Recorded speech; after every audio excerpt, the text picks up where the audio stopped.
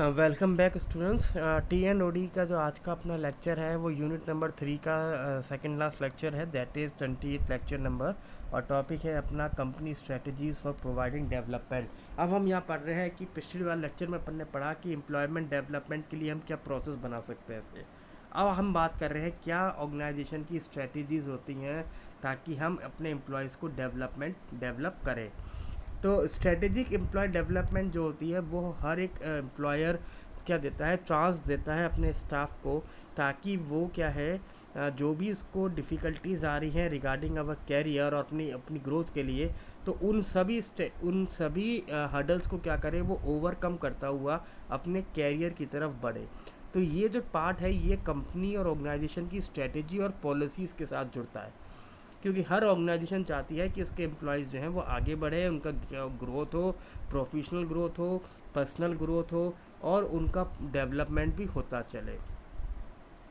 तो ये बहुत इजी है नॉर्मली टू आर्ग्यू कि क्या employers job to provide vocational training, क्या वोकेशनल ट्रेनिंग देना क्या हर एक एम्प्लॉयर की क्या करें कि नहीं देनी चाहिए या देनी चाहिए। आप क्या मानते हैं इसमें? There are a number of good reasons to consider investing in employ training. तो हम ये कहते हैं नॉर्मली बहुत सारे पॉइंट्स हम देख सकते हैं ट्रेनिंग प्रोग्राम्स के लिए, क्योंकि कुछ लोग ये कहते हैं training program is wastage of time and money, but maximum number of person और H R managers and owners businessmans they are on the agreed side कि ऑर्गेनाइजेशन के अंदर एम्प्लॉयज़ को ट्रेनिंग प्रोग्राम्स कराने चाहिए, क्योंकि उनसे उनका डेवलपमेंट होता है। ऑन साइट ट्रेनिंग प्रोग्राम्स हों और more effective through their cost are usually prohibited to all but the largest companies. तो जैसे हम देखते हैं नॉर्मली हमने जो अपने यूनिट 2 पढ़ी जिसमें देखा था ऑन साइट ट्रेनिंग्स होती हैं, OST मॉडल या ऑन द जॉब ट्रेनिंग हमने देखी थी। तो मैक्सिमम कंपनीज़ क्या है, जो बड़ी कंपनीज़ होती हैं वो अपने यहाँ पे ऑन द जॉब ट्रेनिंग को ज़्यादा प्रेफर करती हैं, क्योंकि इसके अंदर वो वर्किंग आवर्स के साथ साथ वो अपने एम्प्लॉय को क्या कर सकते हैं, ट्रेन कर सकते हैं। तो और छोटे अब हम बात करेंगे इसके अंदर कुछ अदर वेज भी होते हैं जिसके थ्रू हम जो अपने एम्प्लॉयज़ हैं वो भी हम अपने एम्प्लॉयज़ को ट्रेन कर सकते हैं, डेवलप कर सकते हैं, चाहे आपका बिज़नेस बड़ा हो चाहे आपका बिज़नेस छोटा हो। तो अगर हम देखते हैं, अगर हमारा एक स्मॉल बिज़नेस है, तो स्मॉल बिज़नेस जो है require every staff member be a skilled multitasker, क्योंकि यहाँ पे स्मॉल बिज़नेस में हर पर्सन क्या है, अलग अलग रेस्पॉन्सिबिलिटी को नहीं अपना कर सकता। एक छोटा बिज़नेस है और वर्किंग बहुत ज़्यादा होती है, तो यहाँ पे जो पर्सन्स को रखा जाता है उनसे एक ही क्वालिटी उम्मीद की जाती है, वो है मल्टीटास्कर। एक पर्सन कई सारे रोल्स को और रेस्पॉन्सिबिलिटीज़ को फुलफ़िल कर सके, है ना।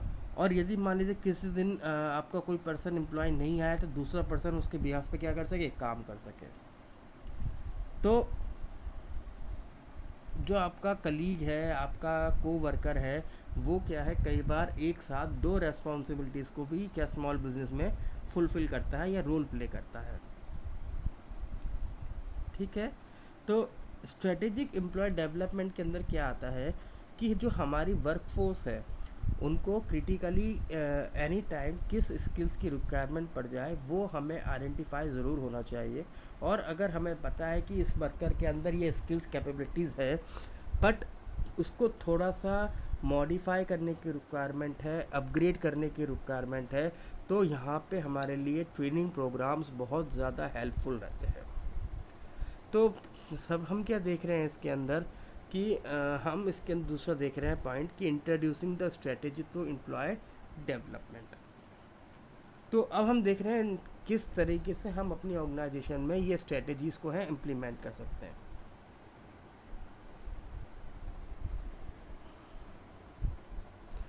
सबसे पहला ये आता है कि जब भी एक ऑर्गेनाइजेशन अपने यहाँ पे अपने इस स्ट्रेटजीज़ को इम्प्लीमेंट कर ले या करना चाह रही हो, तो उसको अपने यहाँ पे आने वाले हर्डल्स का पता कर लेना चाहिए और आपके बिज़नेस के लिए किन किन नीड्स की ज़रूरत है एम्प्लॉयज़ के अंदर, क्या नॉलेज उनके अंदर होनी चाहिए, क्या कॉम्पिटेंसीज उनके अंदर होनी चाहिए, इस चीज़ का भी क्या है आइडेंटिफिकेशन हमें पता होना चाहिए।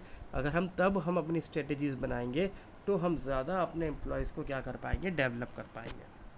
जैसे हमने एक एग्जांपल भी लिया है, a small construction business might offer subsidize vocational training to allow your business basic labourers to expand their skills into more complex task. तो एक कंस्ट्रक्शन बिजनेस वाले ने अपने अनस्किल्ड लोगों के लिए एक ट्रेनिंग प्रोग्राम कराया, जिसके अंदर उसको बताया गया कि आप कोई कॉम्प्लेक्स जो एक्टिविटी हो सकती है कंस्ट्रक्शन में, वो आप कैसे और अच्छा प्ले कर सकते हैं, कैसे कंप्लीट कर सकते हैं। अब यदि हम उसको ट्रेनिंग देते हैं कि आप कंस्ट्रक्शन साइट में आप फ्लावर्स को कैसे अरेंज करें, तो उस ट्रेनिंग का कोई फ़ायदा नहीं है, क्योंकि कंस्ट्रक्शन में उसको फ्लावर नहीं सजाने, उसको कॉम्प्लेक्स बिल्डिंग साइज़ बनाना है, डिज़ाइन बनाना है, और कई ऐसे टास्क कंप्लीट करने पड़ सकते हैं जो कि अनअवॉइडेबल सिचुएशन या सर्कमस्टांसेस हो सकते हैं। तो वहाँ पे वो एम्प्लॉय कैसे परफॉर्म करेगा, वो एक चीज़ वो ट्रेनिंग प्रोग्राम में ही सीख सकता है। बट नीड किस चीज़ की है, ट्रेनिंग कंटेंट और ट्रेनिंग प्रोग्राम कौन सा होना चाहिए, और आपके एम्प्लॉयज़ को वो एम्प्लॉय कैसे उसको इम्प्लीमेंट करेगा, ये हमें पता होना चाहिए। Then role of core competencies testing. Core competency testing help क्या करती है, आपके employer for employer about the potential of individual staff member. तो हर पर्सन में क्या कोर कॉम्पिटेंसीज है, ये आपके एम्प्लॉयर के सामने एक साफ इमेज या एक बड़ी पिक्चर इम्प्लीमेंट करती है कि आपके यहाँ पे हर एक मेंबर के अंदर क्या स्किल्स हैं, है ना। अब मान लीजिए हमने देखा एक इंडस्ट्री है जो कि अपने यहाँ पे एम्प्लॉयज़ को क्या कह रही है, टेलर्ड जॉब यानी कई बार स्ट्रक्चर्ड परफॉर्मिंग जॉब्स जो है वो ऑफ़र कर रही है, और वहाँ पे क्या है, इसके आपके एम्प्लॉयज़ के अंदर क्या है, पोटेंशियल ऑफ लीडरशिप है या नहीं, आपको ट्रेनिंग की रिक्वायरमेंट है या नहीं, इन सब चीज़ों के, उनके एरियाज़, उनके इंटरेस्ट, इन सब चीज़ों के बारे में क्या कर रही है, आइडेंटिफिकेशन कर रही है। तो investing in through out the testing either at the time of new staff member is hired or when an employee express interest in the strategic development, it help ensure that the company does not waste money। तो ये आपके ऊपर है being as a employer कि आप जब किसी person को हायर करें, रिक्रूट करें, तब आप ये आइडेंटिफाई कर लें कि इस पर्सन के अंदर क्या कॉम्पिटेंसीज है और उसको कहाँ पे स्किल्स की रिक्वायरमेंट है और कहाँ ट्रेनिंग देनी पड़ेगी। या फिर हम क्या कर सकते हैं, हम उससे बात कर सकते हैं और उसकी कॉम्पिटेंसीज की बेसिस पे पूछ सकते हैं क्या वो कितना ट्रेनिंग प्रोग्राम और अपने आप को डेवलप करना चाह रहा है। तो हम दोनों तरीके से क्या कर सकते हैं, टेस्ट कर सकते हैं। देन आता है आपका strategic training, organisational growth and public relation. Strategically building skills and confidence in employees has a profound impact on small businesses. ये छोटे बिजनेस पर ज़्यादा इम्पैक्ट डालती है। When they grow on the point where expanding becomes an option. जहाँ पे अगर आप अपने ऐसे बिजनेस ये सोच रहे हैं कि हम अपने बिजनेस को एक्सपेंड करें, तब हम ट्रेनिंग कराएंगे, या हम एक्सपेंड करेंगे अगर हमारे एम्प्लॉयज़ जो हैं ऑलरेडी ट्रेंड होंगे। तो इन दो सिचुएशन पे बीइंग एज ए एम्प्लॉयर आपको सोचना पड़ेगा। तो इसके लिए हम क्या करते हैं, अपने एम्प्लॉयज़ के साथ बहुत क्लोजली काम करते हैं, उनको वॉच करते हैं, मॉनिटर करते हैं, और टाइमली उनकी परफॉर्मेंस को इवेल्युएट करते हुए चलते हैं, और कोशिश करते हैं उनके अंदर किसी परफॉर्मेंस और स्किल्स का अगर इम्प्रूवमेंट हो सकता है तो बहुत जल्दी फ्रीक्वेंटली उनके अंदर इन परफॉर्मेंस का इम्प्रूवमेंट को डेवलप किया जाए। अब इसके साथ साथ ज़रूरी क्या है, आप अपने बिजनेस की पॉजिटिव इमेज भी क्रिएट करते हैं।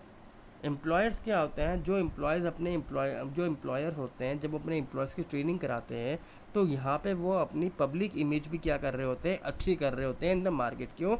क्योंकि इससे ये मालूम चलता है कि एक कंपनी अपने एम्प्लॉयज़ को कितना ट्रेनिंग दे रही है, कितना उनके अंदर की स्किल्स को डेवलप कर रही है, और कितना वो मार्केट सिचुएशन के हिसाब से अपने एम्प्लॉयज़ के अंदर कॉम्पिटेंसीज़ को डेवलप करने की कोशिश कर रही है।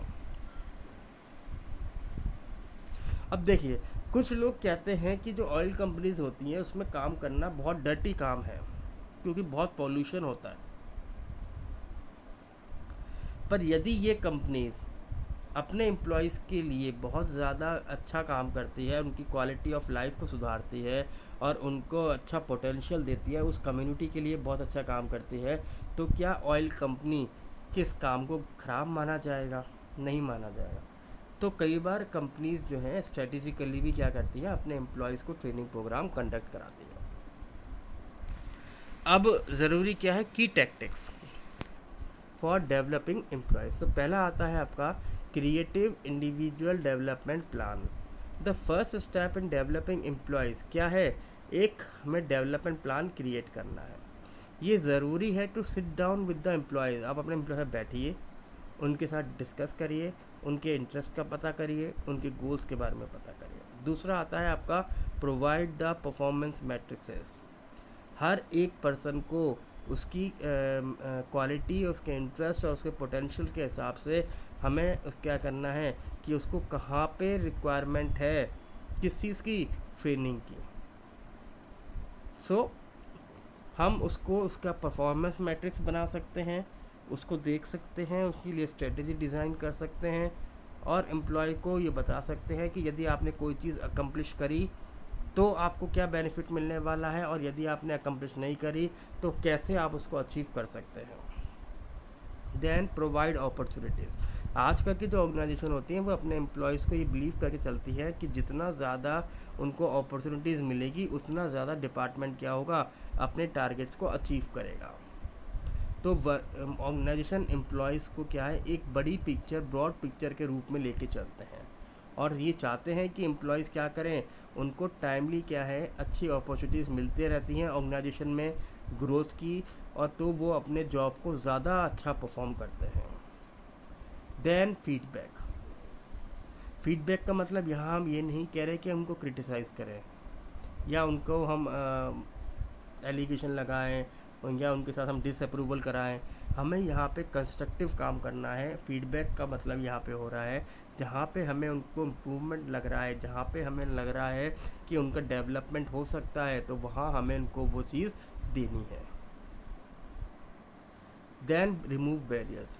आजकल के जो ऑर्गेनाइजेशन स्ट्रक्चर्स होते हैं वो क्या दे रहे हैं, वो अपने यहाँ पे क्रॉस फंक्शनल वर्किंग चलाते हैं, यानी डिफरेंट डिपार्टमेंट्स के डिफरेंट लोकेशंस पे अवेलेबल लोग को एक दूसरे के साथ क्या कराते हैं, बातचीत कराते हैं, उनका मीटिंग्स कराई जाती हैं ताकि दोनों लोग एक दूसरे के एनवायरनमेंट को समझें और हर एक दूसरे के बैरियर्स, हर्डल्स, इन सब चीज़ों को वो रिमूव करने की कोशिश करते हैं ताकि हाईली परफॉर्मिंग ट्रेनिंग के थ्रू हर पर्सन दूसरे पर्सन से क्या करे, कुछ सीखे। Then link to a professional network. यदि आप अपनी ऑर्गेनाइजेशन पे टाइमली क्या कर रहे हैं, ट्रेनिंग प्रोग्राम्स करवा रहे हैं, प्रोफेशनल एक्सपर्ट्स को बुला रहे हैं, मेंटर्स को बुला रहे हैं, काउंसलर्स को बुला रहे हैं, और जो न्यू आपके यहाँ स्किल्स या टेक्नोलॉजी आपके इंडस्ट्री में लॉन्च हुई है उससे उनको अवेयर करा रहे हैं, तो ऐसे समय में आपके एम्प्लॉयज़ का एक प्रोफेशनल नेटवर्क भी बनता है। वो नई नई चीज़ें सीखते हैं और नए नए लोगों से मिलके अपने अंदर एक मोटिवेटेड एनर्जी के तौर पे काम करने के लिए वो क्या सीखते हैं, एनर्जी सीखते हैं, काम करना क्या ये कहें कि एस्पिरेशन अपने अंदर डेवलप कर लेते हैं। देन आता है आपका outlay resource. From day one an employee's an investment that the organisation is making. जिस दिन से आपका एम्प्लॉय आपकी कंपनी में ज्वाइन करता है उस दिन से ऑर्गेनाइजेशन उस पर्सन में इन्वेस्टमेंट शुरू कर देती है और उसके बदले में वो रिटर्न चाहती है, यानी रिटर्न ऑन इन्वेस्टमेंट। तो यदि आप जितना एम्प्लॉयज़ को अच्छा इन्वेस्टमेंट देंगे, सोचा समझा इन्वेस्टमेंट करेंगे, उनको नई टेक्निक और न्यू क्रिएटिव टेक्टिक्स के साथ इन्वेस्टमेंट करेंगे, उतना ज़्यादा एम्प्लॉय आपको इन्वेस्टमेंट में रिटर्न दे के जाएगा। और सेट द एग्जाम्पल। यदि एक बार एम्प्लॉय ये समझ जाता है कि डेवलपमेंट से उसकी वैल्यू बढ़ती है ऑर्गेनाइजेशन में, सोसाइटी में, कम्युनिटी में, इंडस्ट्री में, तो वो एक अपने आप को भी क्या करता है, प्रूव करने की कोशिश करता है और एज ए एग्ज़ाम्पल वो अपने आप को इंडस्ट्री में स्टेबल करने की कोशिश करता है, ऑर्गेनाइजेशन में स्टेबल करने की कोशिश करता है। तो इन सभी तरीक़ों से हम क्या कर सकते हैं, हम अपने एम्प्लॉयज़ को एक डेवलपमेंट प्रोग्राम के तौर पे उनके लिए कुछ टेक्निक्स और स्ट्रेटजीज़ को यूज़ कर सकते हैं।